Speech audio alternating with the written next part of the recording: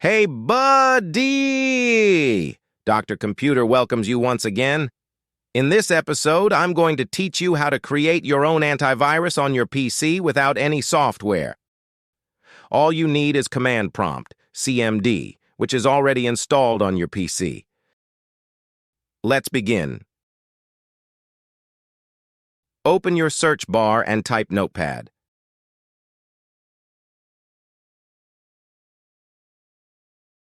Click on it to open and type in the code as shown on the screen.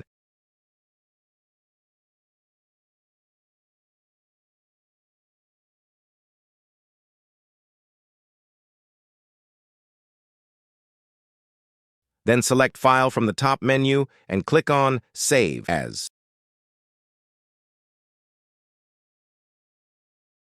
Change the file type to All Files and make sure you save it to your desktop for easy access.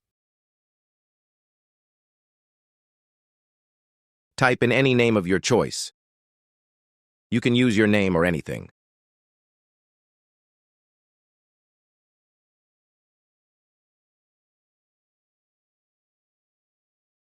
And make sure you save is as a bat file. That is .bat at the end of the file. Then hit the Enter key on your keyboard or click on Save on your screen.